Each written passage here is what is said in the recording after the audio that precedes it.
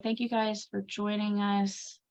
We are celebrating the launch today of Max Gold's and Other Mythology, which was a lot of fun convincing the distributors that it's allowed to be not capitalized. It was a lot of fun. They were like not used to that. But this is such a beautiful little chapbook of speculative queer horror mythology, world mythology retellings, and it has been really, really lovely to work with you, Max, and just to like get to see your process, because this was something that we kind of worked a little bit together on, discussing back and forth, and that was very cool, because sometimes I'll get a book and it's like done and I'm like, it's lovely, it's done. And for this one, we got to like work a little bit through it and discuss things and kind of go back and forth, and that was really cool. So I really enjoyed that.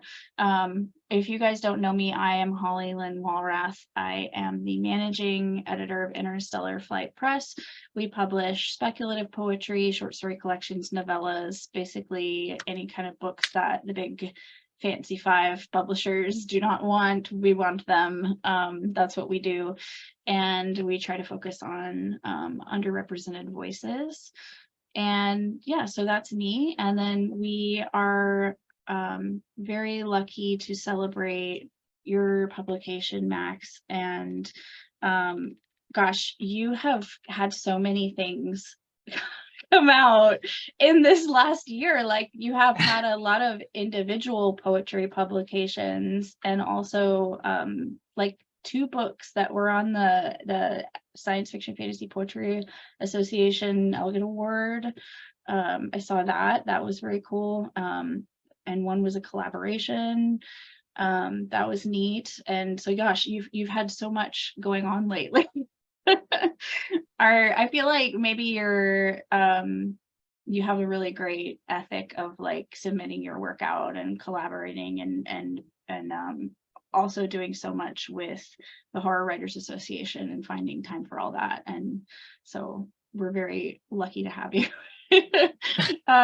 Anyway, so I'm gonna turn my video off and let you read to us, Max, and then we will all kind of reconvene when you're done, and we can ask questions and interrogate you and all of that fun stuff. So but all right, here we go. Well, I just want to say real quick, thank you, Holly, and thank you to Interstellar Flight Press for having me and for publishing this wonderful little chapbook. It's been very exciting to kind of explore and reinvent myths from a queer perspective. So yeah. Without further ado, I'll just kind of dive into some of the poems, and then maybe just kind of, I guess, ramble a bit, about some of them. So the first poem I'm going to read, the collection itself contains a mixture of various mythologies. Obviously, from Greek, Egyptian, but also I pulled some from like Okinawan mythology and folklore as well. But this first poem, and this is the first time I'm actually reading any of these out loud. So the first poem is called I Am Yawn. And so here we go.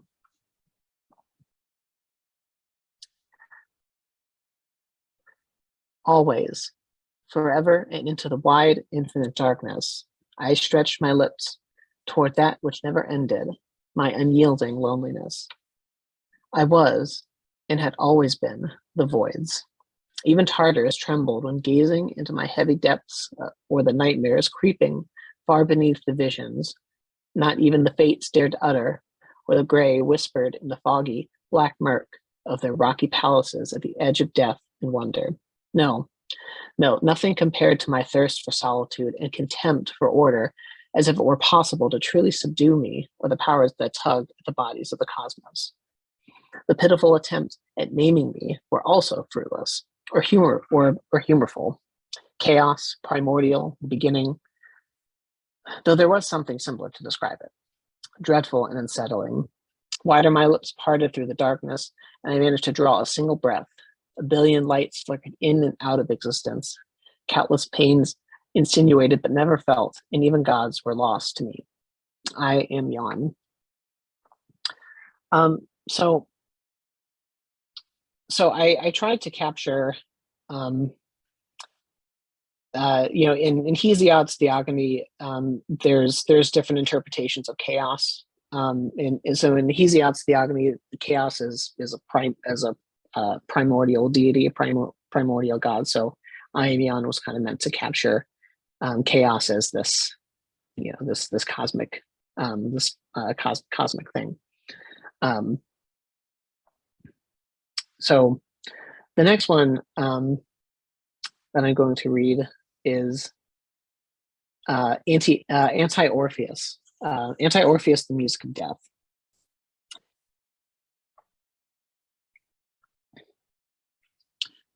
Through the burning gates of hell, clutched against my breath, he was mine to have, no matter the awful bargain struck by wretched Plutonian god-kings. How I longed for his touch, but too heavy was the music of darksome lullabies, which pulled down the stars themselves into loathsome, blissful oblivion. Sprayed across the saggy horizon sounded my infinite chorus of bemused longing for one whose soul corpse carried in my hands was never truly mine again. Drown beneath my heavy, sorrowful tears. Drown. I blasted deep through the soil, and every blade of grass trembled in grief and fear as trees felled without a crack the wind over the hills and villages that never understood, though they cried out in dread at my deathful songs. It wasn't enough for them, for what they took away from me, louder and vengeful, I played through the heavens as the very night crawled back towards their palace at the edge of darkness. But it wasn't far enough to escape my tears. No one would escape.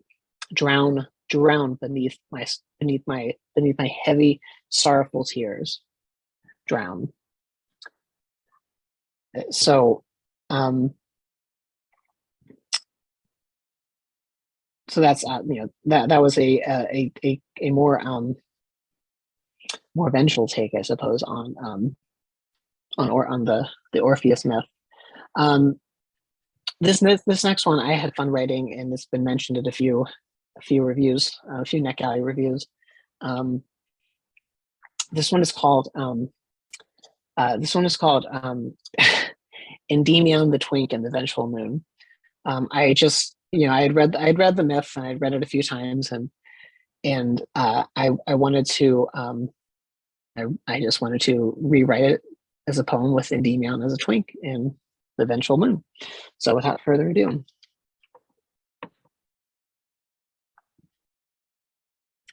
Pressed against the flesh of night glare the eyes of a jealous moon, too hungry to see past his own stare, the ivory skin and dimpled cheeks of the boy laid on the nameless mountainside. Unaware and blissful, the youth cared not for the will wrought by pallid gods and rotten stars. Lusting for the skin of yesterday, with only the hope of tomorrow, he refused the advances from the terrible moon. Night after gloom-filled night, the amber glint from above grew worse, and the calls more raucous in musical derangement, like some twisted symphony whose orchestrations were composed by mad, obstinate noises, where the grass and trees smacked o'er the rocks as if to mutilate all sense of silence and calm. Refuse me not, compelled the moon, through tired ancient eyes, although the naive boy continued to lie on the mountainside amid the thunderous cackle and ruined frustrations which grew above him.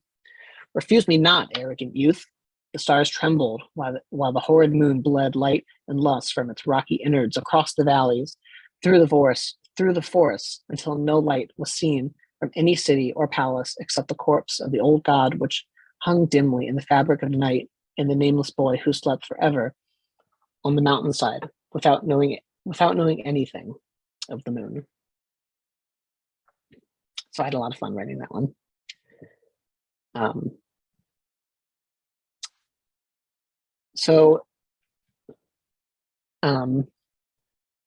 I could probably read all of these in 2 hours. I'll try not to. I'm going to go and read one of them that was based off of a Okinawan myth. Let me, a myth of so this one's called the graveyard of the gods. And when I was researching different mythologies and different folklores, because obviously a lot of the ones that have been read so far have been based off of more traditional Greek mythologies and reimagined a little differently. It's called an other mythology. This one was based off of a myth of like an Okinawan creation myth, where in the beginning, the gods created the world, and then they left, or they had passed on from this world. So a different interpretation of a non-Western interpretation of godliness. So this poem is called "The Graveyard of the Gods." I saw this place where gods die on an island at the center of the universe, surrounded by earth, trees, and the liquescent blood of the planet where life was cradled against the crystalline inlets, dancing sugar palms, and wide-eyed banyan trees. I knew this was both the beginning and the end. The spirits simultaneously captured and released air and acid from one side of their mouth through the other, protecting the island, far from the plastic putrid wastes of a world upside down, whose atomic ghosts threatened to haunt this place once more. The dark reminders of an age long forgotten. I continued through the brush, past an ancient stairwell, past the crooked limestone walls, the ocean eaves. The ocean eaves was my only companion, as the scent of salt coated my nostrils. Heavy with the music of the water, tides pooled at my feet, I smiled, standing in the presence of the infinite, the lonely, where gods die on an island at the center of the universe.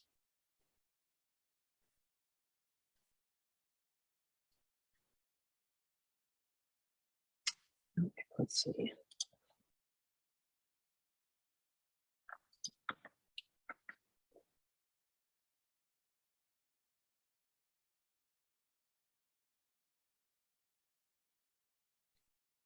All right, this next one that I'll read.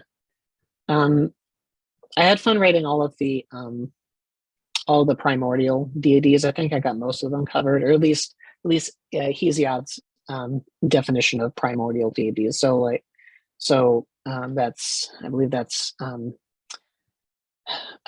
chaos, Tartarus, love, or Eros. And I think there's 4, but I think I got most of them covered.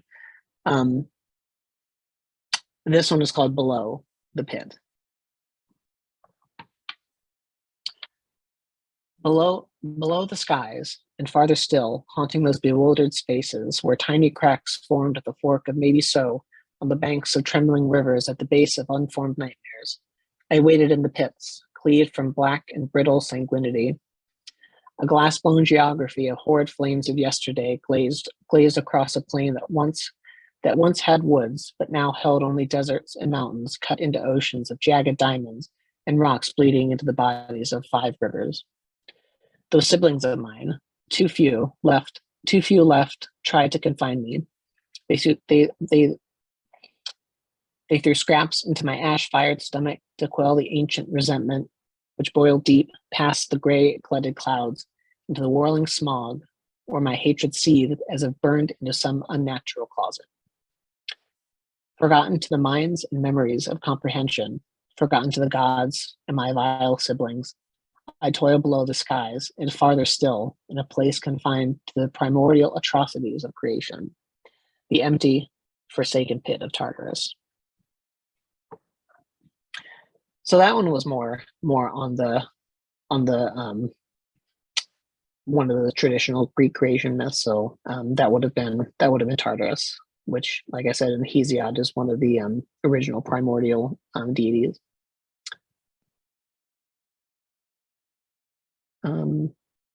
Let's see.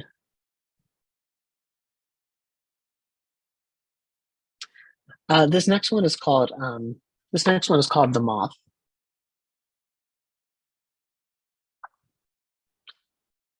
I was many things to many universes and civilizations.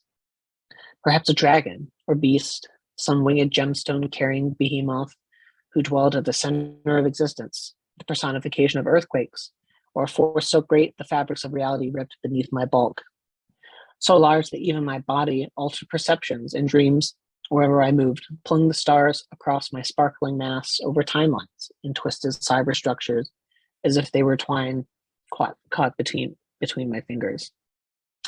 Over and under, through swirling fire pits and graveyards of shadows, floating in the darkness, cradle of the nightmares of every living organism, I grew to become the infinite dread many, in name and form. Names carved in ink, blood, and dark curses failed to discern the nature of my hideous scale. And I was many things to many universes and civilizations, or perhaps a dragon or beast, but always moth. I had fun writing that one too. That was a little bit of an amalgamation between like the biblical idea of the behemoth and some legends in Mesopotamian cultures, as well of like the behemoth and like the Leviathan, kind of all mixed together.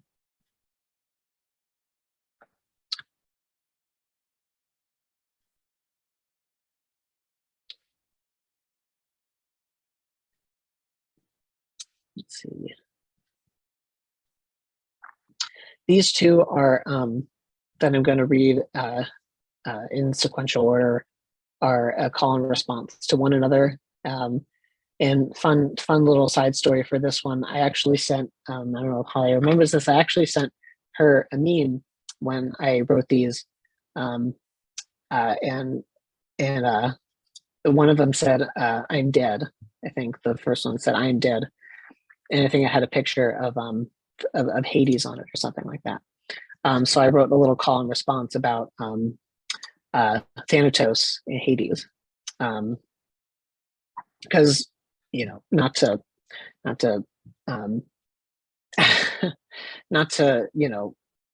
expound too much on on Greek myth here, but there's a lot of confusion about Thanatos's role in mythology and Hades as a god, and this is Hades as a god, not as a place, because depending on the interpretation, read Hades is sometimes referred to as a place, and I may have played around with that idea of like intertwining them as a place and person in this poem, but anyway. So this first one is called "I Am Death." Thanatos's arrogance, and I apologize if I'm mispronouncing some of the names.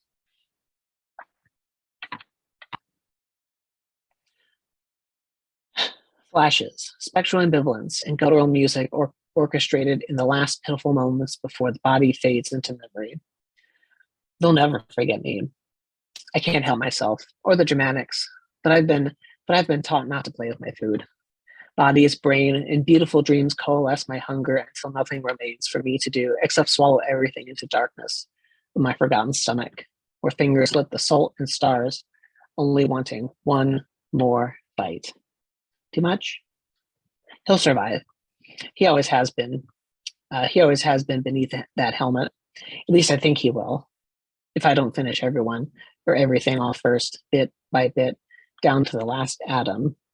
I can't really help myself though it's difficult to hold back the urge to swallow and take one more bite from the lights, the gods, and the stars. And this is the response, and it's called "I Am Dead." They always forget me, the closet of shadows.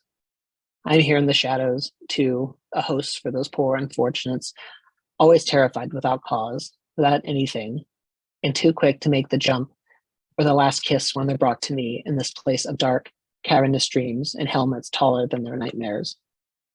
They always forget.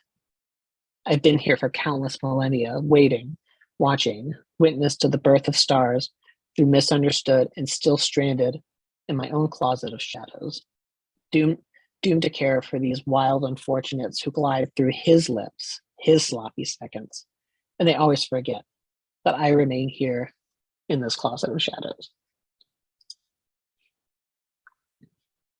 So that was fun with that one. And so I guess I answered my own question. I guess I kind of did play with the idea of Hades as both a person and a place in that one.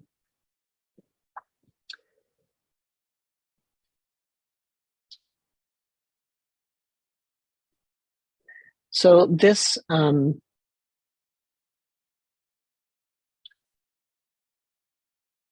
this next one that I'm going to read is kind of the original idea.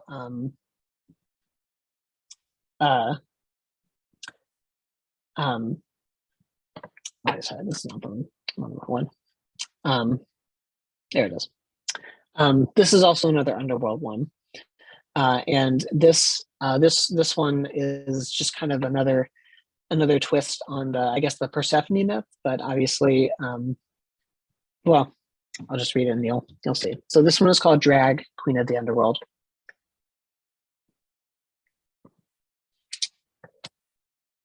Sometimes the darkness weighed down on my body until I felt as if I was going to be crushed, like another piece of rock in ruin.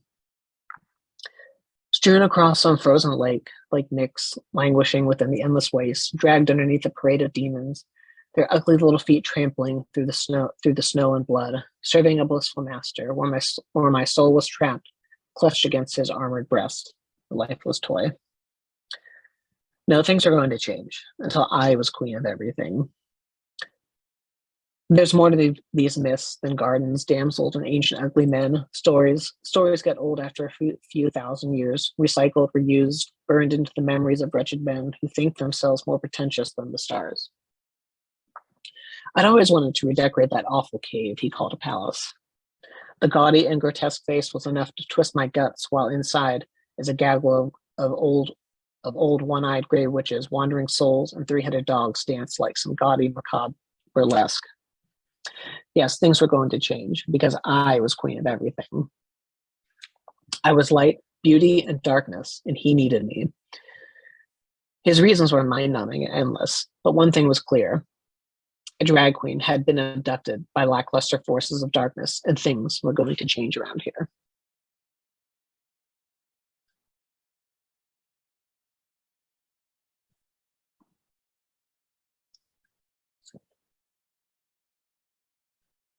So that was a different take on Persephone being abducted by Hades, or So I'll read the opening poem, which is titled, "Another Theogony, Another Mythology."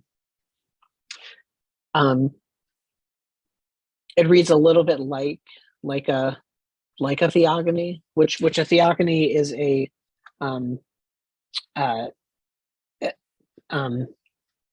theogony is like a story, or it's like a creation myth a little bit, and usually a theogony is a book in and of itself. I think Hesiod's theogony is let's see, this is about 60 pages. So I tried to condense this to about 1.5 pages. So this is another theogony, another mythology.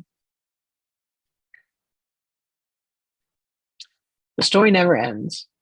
The system came, another god forged in the light of a new universe, nameless to its worshippers, but all too recognizable in the awful cruelties, the normative chains which pulled down beast and god alike, as displacement and other were soon birthed from that which was unmistakable. Displacement followed, the system's progeny, another child of that wretched pantheon, pushed through their wide jaws the inequitable distribution of life, light, and fear across existence, where emerged from their blood paranoia, the long-haired wretch, too naive and ashamed to leave the closet, and fear, the leathery serpent boy who slunk across the dark, musty innards that took star and broken dreams of the universe dance atop crumbs of dread forever smeared beneath him. The children of the system were too numerous to count. The worst of these, fear, displacement, and confinement, the spoiled brat who swallowed hope and light so easily into the pits of impractical depths, never to peer beyond his lips. Of course, many more followed, and their names were inconsequential compared to the destructions wrought by their respective siblings and the system's hunger. Most pitiful, forgotten by the rest, especially the system, was the other. A bastard, some said, never meant to be, and pushed aside into the darkest closets of the universe when the high walls of their confinement were torn asunder. The other stood taller and more imposing than the stars, anomalous and beautiful, and ripped the ancient chains from the cracked foundations as the system fell, piece by piece. So the story continued, and the system went, another nameless god forgotten to the other.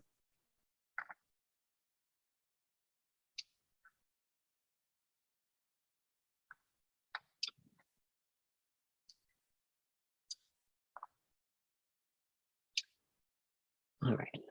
So we will see. It's about 7:30. We'll read. This one is called. The Myth of the Flood.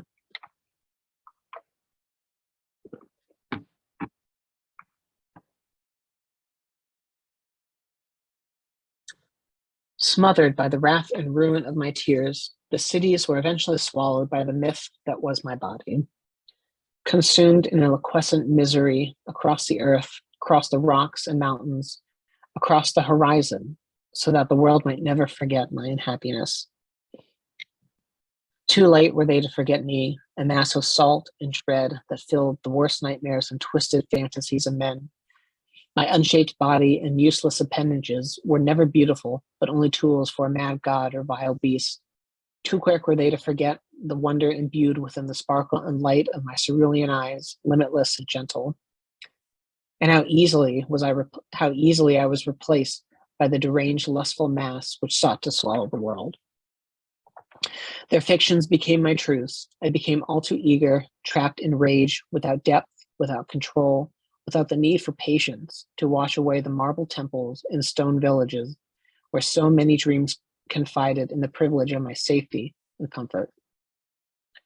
Crashing without the benefit of warning, my fingers like daggers pierced the muddy earth and rocks, bemoaned over long, tired years by only the stars who watched my sorrowful destruction. Forever ruined, my body covered the world, a desecrated truth remembered only in the myth that was the flood.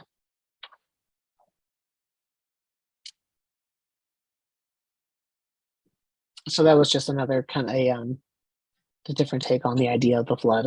Is this, this thing that has no self-control. Let's see.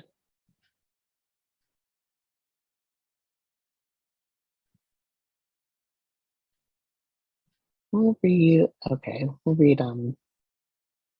this one.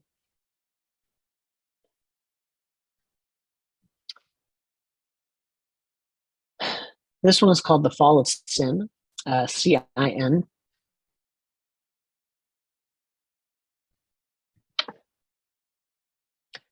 Conceived beneath the lust of stars inside the flesh forges, hidden away for the pleasure of the sun god himself, the most beautiful thing emerged through amniotic metal and molten desires. The ivory and broad-shouldered figure stood taller than any mortal man, causing jealousy and derisive confrontation that reached even the gods and stars. So much so, no manner of hiding could stay the rage that pulled the sun from the horizon, where night embraced the beauty and warmth of the clay man known to the world as sin. No god resisted the alluring charm, and even the ancient night, with all its shadow and darksome terror, fell limp under the grasp of sin, who grown callous and hungry for more. When the deep churning skies were no longer enough to control his appetites, sin had grown bored of the night and moved onward to greater conquests. The seas, which proved ne'er a challenge, the voids ne'er deep enough, and the stars ne'er bright enough. Still the sun god stood in his palace of light and flame, enraged by the lustful monster he let loose on the world. In his own wrath and jealousy, the sun god screamed with fire and hatred, a light so great to burn the oceans, to scorch the shadows, themselves, to destroy the stars, so that sin might be starved of love and devotion. So for reference, at least for this, I've written a few stories about sin. This character Sin, which is sort of this amalgamation of like Hyacinth, and there's a lot of homoeroticism in Greek mythology, and the idea of Apollo, and I think it's Apollo and Hyacinth, and Apollo and a lot of his boys, I suppose, and Hyacinth being the most beautiful mortal man, according to Greek myth, being one of the most beautiful mortal men, that even the gods lusted after him. So it's kind of a little bit of a mixture of that myth in some of these poems.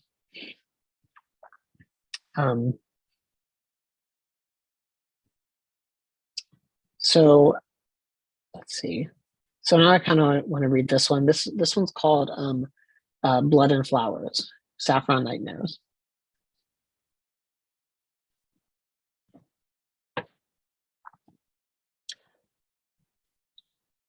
Those golden fields of wheat and memory were littered with purple bulbs whose red fingertips tickled the heartless wind, longing for the touch of flesh once more. Taken from the solemnity of flesh, ne'er granted peace by the gods, those flowers that once were flesh of man could no longer bear the embrace of a love forbidden in a world othered by their queer and confused passions. Not even the darkness canophic sanctuaries welcomed them, nor their unions, which many, even the gods, considered unholy, despite the unbreakable love which bonded them together, as if forged in the belly of stars, deep, throbbing, and unending. The pain was too great a burden to shoulder, so the mortal begged his life to be taken away, as if he could not be, in the hands of that love which burned hotter than the eldest of voids. Still the gods denied him, pushed him towards closeted darkness, and when death too denied him the peace owed to a heart broken, like billions of shards of glass, sought strange and dark magics to free himself from the existence that chained him to the wretched earth.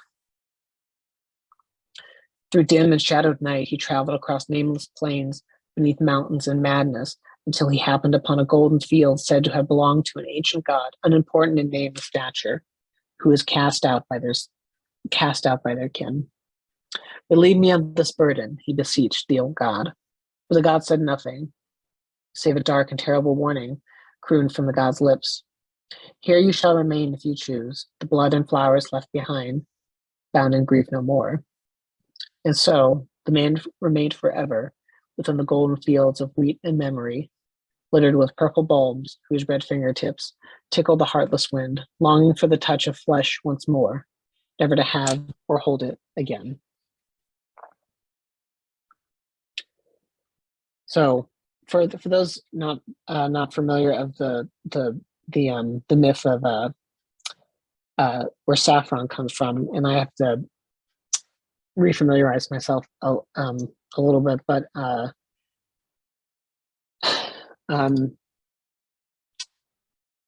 it was the story of Apollo and Saffron, or not Apollo and Saffron. Basically, Apollo's heart was broken. No, it was anyway.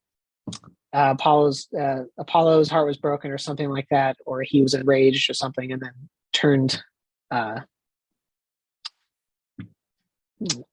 Anyway, you can look it up. And he turned him into saffron.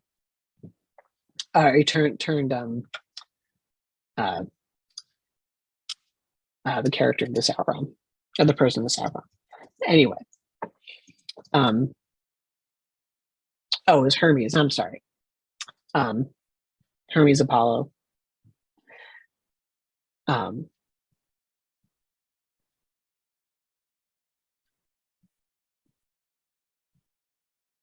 Okay.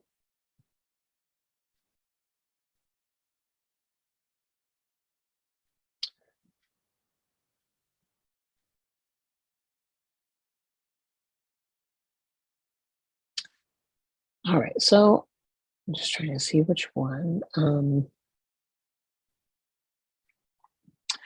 This one is more about kind of the love story of Osiris and Isis a little bit. It's called Across the Seas into the Desert, I'd Have You Again. I never meant for it to come to this, to see you in such a condition, never meant to wander the endless eons to see that corpse once more, which was always mine. Long ago, in my wildest and darkest dreams, I saw your body plucked from crystal waters, wrapped in chains deep inside some closet casket where I searched frantically across the ages, through the old kingdoms, now swallowed in sand and death, forgotten to the world. You forgotten to the world, but never by me, never again. Bloodied and bruised by the gods so jealous, hateful of our forbidden passions, they ripped your kiss from my tired lips, where the music and stars created from my baleful lamentations rose toward that most beautiful rubescent sunset cradled between ancient ruin, longing for a familiar touch, a reminder I'd cross the seas, traverse the cosmic sands, if it meant I'd hold you again.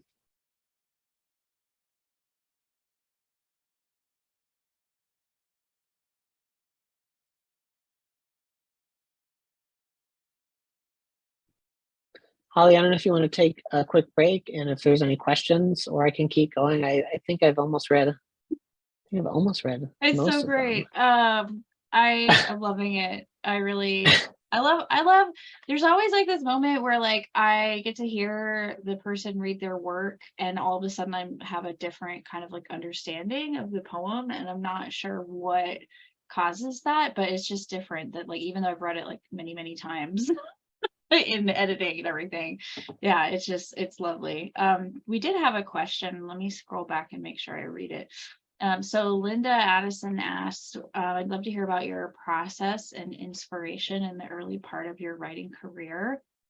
I hear some hints of Shakespeare in your work. So I didn't actually start reading horror a lot until I guess like 2017. Please don't like no one like no mobs come after me, please. I mean I grew up reading like mostly like Robert Louis Stevenson and you know like this was like I actually had this here because I wasn't sure if I was gonna need a reference, but Ovid and most of like classics like Bullfinch's Mythology, like that's where I like found my love for poetry. Was a lot of an imagery was from mythology, because it's filled with you know it's filled with imagery like Robert Graves' mythology, or Robert Graves' Greek collection of Greek myths is a great compendium. I guess and I guess in terms of process, I mean particularly for this, I just I don't know, I just tried to think of how I could I don't know, take myths and just like twist them in and out, you know make it gay. I'm just kidding. Yeah. um, Yeah. The next question is, do you have any favorite visual art that's like mythological visual art, or anything that kind of like influenced the poems that in that vein? I don't know. I don't know that I have any particular artwork itself. I have to think about that. I don't know. I mean, I have this really weird picture that hangs above my desk. That has like three heads and like six hands. It's this really weird thing we found at an antique store. But I don't know that I have any particular visual inspiration or like any particular artwork. I have to think about that now. I know when we were making the cover art, you definitely had a vision of like it being like those like tableaus where there's like lots of different people and kind of like they also appear, it seems like, in like pottery, but also on like those like background type big frescoes, that's what it made me think of. Yeah, I had an idea for that like stereotypical like Greek pantheon idea, like just and Dan's like contrast of like of the color kind of made it like Yeah, pop because and like the way I don't know if this was on purpose, but like the way he had everybody like looking at each other with the right. colors just like Yeah. just made it even like just made it even better.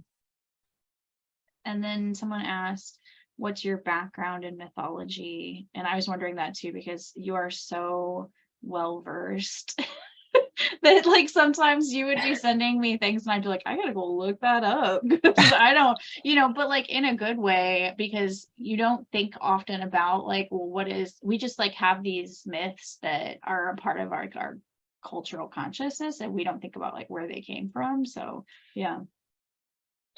Well, I mean, I don't know. I studied philosophy in my undergrad. That doesn't really give me a background in philosophy. And my mentor is here, so I can give her credit. I just researched, and I mean, I just read a lot. Like sometimes I'll just read the Metamorphosis because I'm a nerd, and I just read it because I just love I love the imagery of it. Um, but yeah, I mean, like for this, like I was reading Apollodorus, I was reading Hesiod, I was reading um, Bullfinch, I was reading uh, what else do I have? Thomas Mallory. Like I was just reading all sorts of myths and folklore. Because any book you're writing, you just need to do your research. You did. I like it. Okay, so someone asked, have you traveled to the countries that gave birth to the myths, and if so, how did that impact your inspiration or writing? Oh, I wish. Right. Um, I mean, the only country that vaguely connected, and it's not really, it didn't really have. I mean, it didn't really have a like that much of an impact. I went to Israel in 2013, but I haven't been to Greece or anything. I would love to go to Greece. Um, you know, Yeah.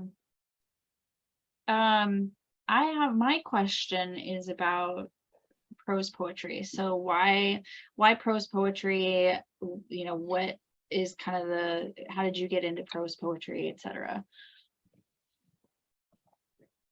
um, I got into prose poetry because I learned that I wasn't good at rhyming poetry. No, I'm just kidding.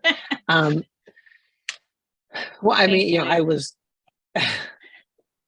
I was sending a poem to S.D. Joshi for Spectral Realms, and I sent him, I sent him a poem that had more of like a structured rhyme, a rhyming scheme to it or whatever. And for lack of a better description, he just said this. He said, "This isn't good. Why don't you try something else?" Um, and so, I mean, I was also reading a lot of Clark Ashton Smith and a lot of Robert Chambers and a lot of weird and cosmic horror. Um, Prose poetry is particularly common in in that genre. And prose poetry has been around for at least 100 years. Um, it's still kind of a quote unquote you know, newer form, but it's been actually probably a couple 100 years, probably like 17. I think it's like no, probably like late 1820s. Like it's been around for a while, but it's still compared to like epic poetry, compared to like ancient Greek poetry, it's still new. Anyway, so he was like, "Why don't you try something else?" And so I wrote a prose poem, and he said, "This is great." And then I just I guess the rest is history. With that, and prose poetry is just I don't know. It's not easier, but I mean it's for me it's easier to build some of the imagery um, in that form. There's definitely a challenge there because like you don't want it to sound fiction. Like it's still poetry. It still has to be sort of densely lyrical.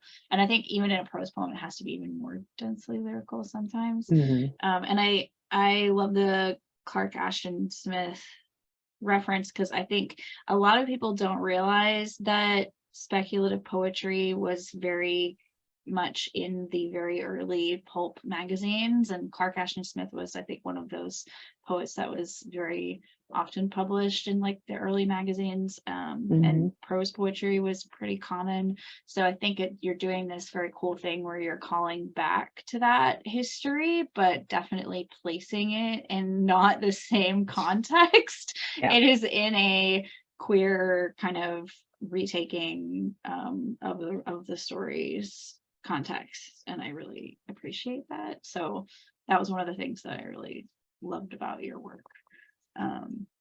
Yeah, let's see, let me make sure I got all the questions, just check. I think that was all of them. I have one more question, and it's about this kind of what I call camp. This idea of like the extraness, you know, like the titles that you know, like the drag queen of the underworld, that one, and you know, Indominion the twink, like that. I love that, and I think it's something that like people have been drawn to, because it kind of makes the poem a little bit more fun and like not silly, because the poem is serious, but you're definitely drawing on that like camp history. And so I just wondered if you had any thoughts about that. I mean, I definitely, so I mean, I feel like when we're talking about mythology and when we're reading it, I try to imagine in the context of when like Ovid was writing this, or when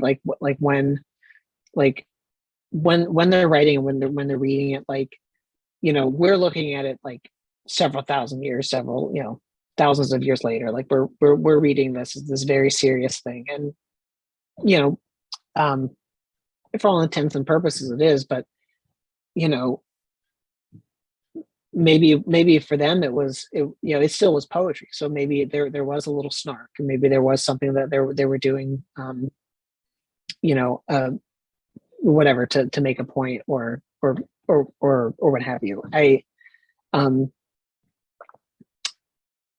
wanted to, you know,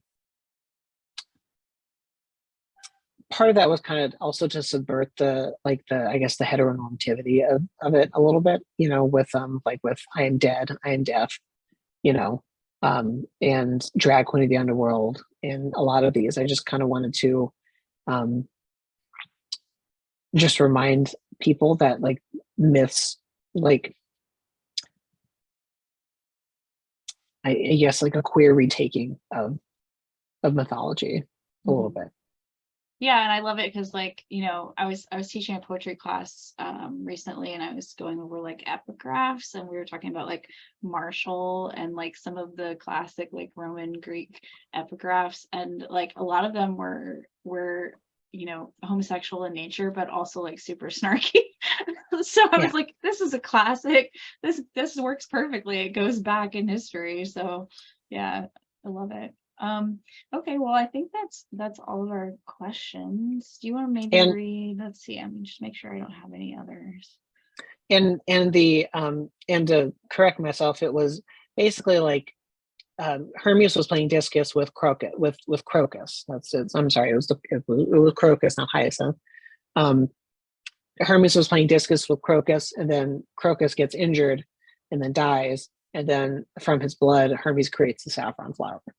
So, you know, there's all these like fragile toxic masculinity things that's like, you know, like, I don't know. And I just wanted to play with that. It's like, you know, why is it forbidden? Like, and that's where the whole saffron nightmares things came from, and the whole idea of like sin is an amalgamation of like Crocus and Hyacinth, and this idea of like the, you know, I guess imperfect man, because there's always a tragedy. Like Hyacinth never has a happy ending. Crocus never has a happy ending, because Zeus or Hermes or Apollo, they all get jealous and someone ends up dying, you know, or being abducted or something.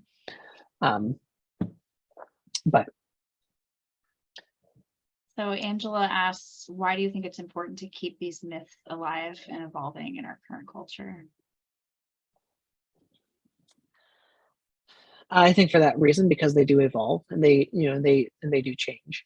And like, um, like, like with the flood, like the idea of the flood, like it was a simple idea. Like every myth, every culture has a flood myth, from Abrahamic faiths to, um, I Wikipedia. I looked in Wikipedia like flood myth, and there was like not a thousand, but there was several pages of flood myth, and it's all the same.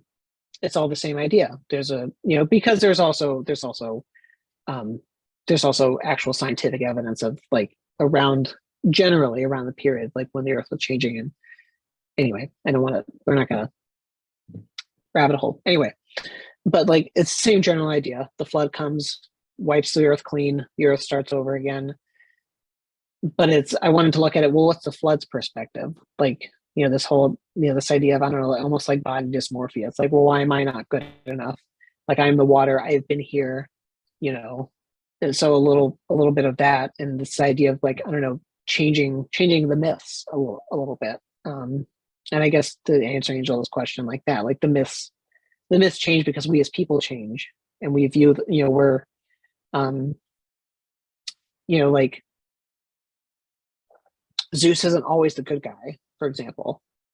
Like you watch Hercules. I'm gonna use Hercules as an example. Someone somewhere is going to be like, click off.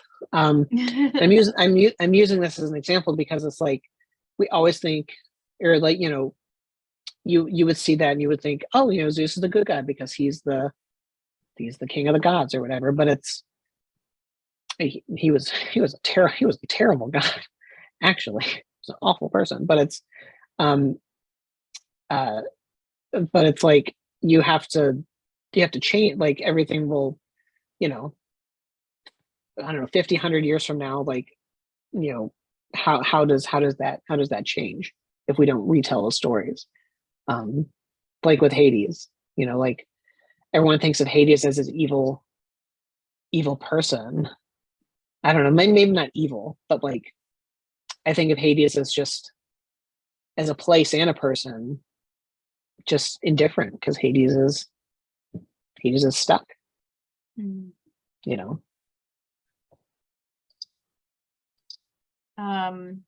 Okay, last question, Karina. You can choose whether you decide to answer this because we were just talking about it.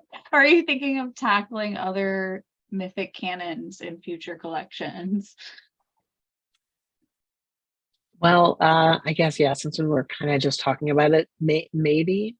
We'll see. We were talking about like another fairy tale, like, I don't know, sort of like another sequel, teehee. um I think it sounds awesome. I'm down for, I love fairy tale retellings. I mean, I love all retellings. I think there's just something great about like sort of taking a contemporary viewpoint on something that has been told so many times, and then like how each author really makes it their own is so special. And I love fairy tales, so maybe we'll get a sequel. We can convince Max to write it for us. I like it. Okay, well, guys, we are at time and we've run out of questions, but I want to again encourage you to go grab your copy of Max's book, which is out today, available, wherever you want to get books from. We really appreciate you guys coming to these little book launch events, and I do put the recordings up on our YouTube channel, and then I try to make little excerpts from them if I can. And we really, really appreciate everyone coming and hanging out with us. It's so nice to get to talk about poetry, and just, hear people read their work. I really, really love doing these. And then our next one that is coming up is William Ledbetter, he has a short story collection coming forth from Interstellar Flight Press in November. And so then he will be reading from that on November 6th. So keep an eye out on all of our social media channels and everything.